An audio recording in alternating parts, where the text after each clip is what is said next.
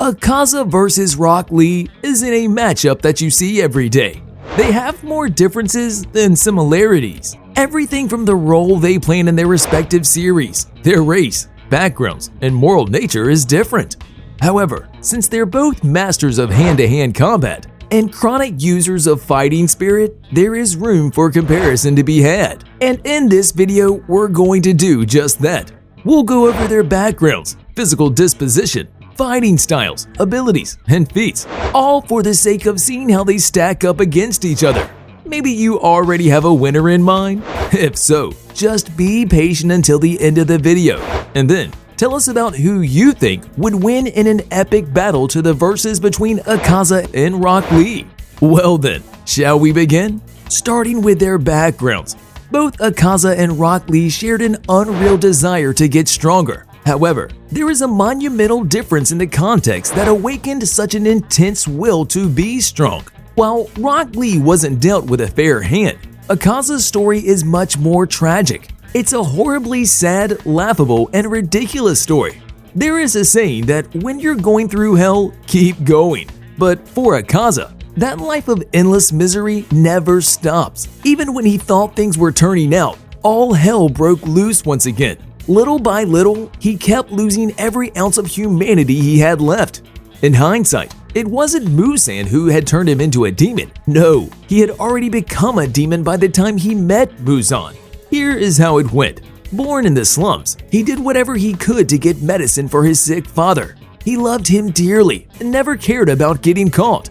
At one point, they permanently altered because of demonic tattoos and labeled him a demon child. Unfortunately, when the young and naive kid went home that one time, his father had already hung himself, all because he didn't want his son to resort to a life of crime because of him. This crushed him. He felt as though his world was ending. But hey, life gives him another chance when a man named Kaijo takes him in. He runs a dojo and takes care of his sick daughter. Years begin to pass. Akaza helps in taking care of the man's daughter and even develops a strong affection for her. It was mutual, and the two were going to get married. Life was good. At the age of 18, he was going to get married to the love of his life. Sadly, the worst was yet to come. When you're strong, you naturally attract enemies. But he never, not once, faltered in the face of those enemies. Though one day, as he returned from a visit to his father's grave where he told him about his upcoming marriage, he's informed that the rival dojo had poisoned their well. The man and his daughter drank from it, and well, they were already dead. Once again, Akaza lost everything. Once again, something inside of Akaza just broke.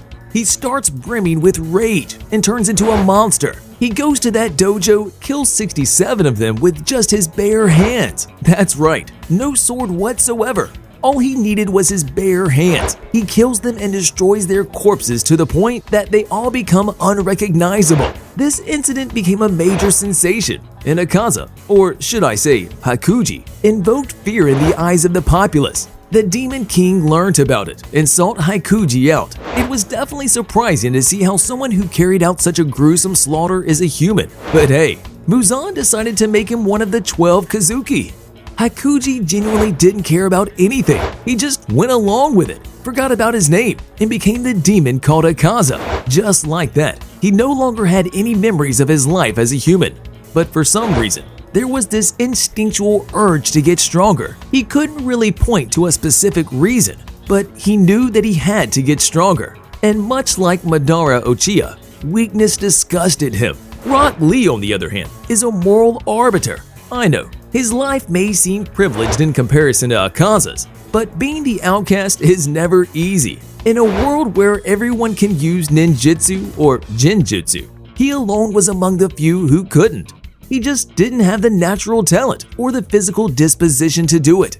He couldn't even do the basics, and he was fundamentally incapable of being a ninja. However, while most would have given up, Lee continued on.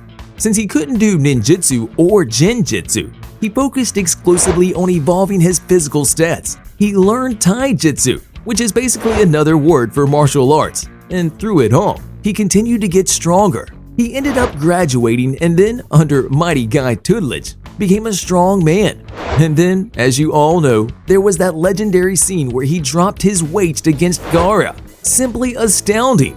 Anyways, now that we've gone through their backgrounds and can see their lust for strength, what are their actual abilities? It's mostly going to be about martial arts and physical attributes. But since Akaza is also a demon, we'll talk about his blood demon art as well. But first, there is his extraordinary understanding of hand-to-hand combat. He's not someone who requires a sword or a weapon. All he needs is his bare fist to smoke you. Which is why, in the entirety of the Demon Slayer series, Akaza is the most proficient master of hand-to-hand combat. The incident where he pulverized the corpses of 67 men beyond recognition is an undeniable testament to his skills as a martial artist. As for the martial arts, he excels in. It's the Soryu style that was taught to him by his master, a style that revolves around using your bare fist. There is also the bell splitter technique, which allows him to just casually break a Japanese katana with his fist. And in my opinion, the presentation of the bell splitter technique in the movie is currently the single greatest flex in the entire Demon Slayer anime series. Moving on, we'll go over his blood demon art and then his perks as a demon. As you may expect, Akaza's blood demon art, aka destructive death, also centers around martial arts. He uses shockwaves in addition to his Soryu style and exponentially increases the destructiveness of his blows. Now, I know what you're thinking. It's kind of similar to Rock Lee's 8 internal gates. And yes, we'll get to them in a bit. Going back to destructive death, Akaza has been shown to be very creative with how he uses those shockwaves. They can be used both offensively and defensively, and we're strong enough to destroy the Flame Hashira's left eye, ribs, and some of the internal organs. It's all about the pressure. Akaza can inflict a ridiculous amount of pressure onto you. Then, there is another aspect to his blood demon art. It's called Compass Needle, and it basically enables him to sense the other person's will to fight. And in doing so, he can also figure them out. Using his blood demon art and the Compass Needle technique, he can do a whole lot of overpowered fighting techniques. Some of them are named and some of them are not. Plus, then you have his already enhanced physical attributes as a demon, because he is one of the upper moon. We're talking about laughably overpowered endurance, speed, reflexes, strength, and stamina. He can go on indefinitely if you want. He also has a high battle IQ and never loses interest in a fight, as long as his opponent is strong. By the way, Akaza's regeneration ability is practically a cheat code. He didn't die even after his head was cut off. He just spawned himself a new one. You see, the thing about his regeneration is that he can personally control it. In fact, the reason he died is because he himself stopped his body from regenerating anymore. He stopped because he accepted his defeat, and it allowed his own death to happen. Alright, enough about Akaza. Let's talk about Rock Lee. Rock Lee persevered and never stopped training his body. By the time he was 13 years old, he was already a taijutsu specialist. During the Chunin exams arc, he humiliated Sasuke and Inchua by moving faster than him. Sasuke could see him coming, but he couldn't react. Then, during the exams, he was the first person to quite literally bypass Gaara's shield. He was so strong and fast that nerfing him himself by weights was part of his training. The 48th episode of Naruto is the very definition of goosebumps. There is also the Drunken Fist, which is kind of like Ultra Instinct, because Rock Lee is nearly unstoppable. He can predict you, but you can't predict him. We all know how he gave Kamameru an identity crisis through his impeccable movements and style. Finally, we have the 8 Inner Gates, a double-edged technique that allows one to hijack their flow of chakra and basically become Super Saiyan in terms of strength and speed. It isn't like blood demon art, but he's similar to Akaza in the sense that by unleashing his inner gates, Lee exponentially increases his speed and power. Even the first gate is enough to blow your physical stats out of proportion.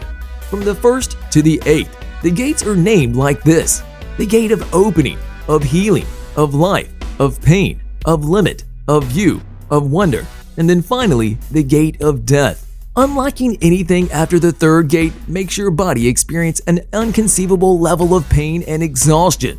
It's like torture at that point. Lee was only able to go up until Gate 5 in the original Naruto. But in Naruto Shippuden, He used Gate 6 to save Might Guy from Madara's uber-fast truth-seeking ball, and now, in the Boruto series, he's able to use all of his 8 inner gates. And as a pleasant reminder, the last time we saw someone use the full extent of the 8 inner gates, they were declared the strongest by Madara himself. It was the Might Guy, but we can reasonably expect Lee to surpass that if need be. So, considering all of this, what do you guys think? Between Akaza and Rock Lee, who would win this versus battle? For the sake of context, since Akaza was a couple of hundred years ago, we'll go with the current Rock Lee, who can unlock all 8 inner gates. Go wild in the comment section with your thoughts and ideas, guys. I'm genuinely looking forward to reading them. Just declare your winner. Like and subscribe to the channel for free cookies. Share this video with your friends and see what they have to say. Well then, with that said, I'll see you guys on my next video.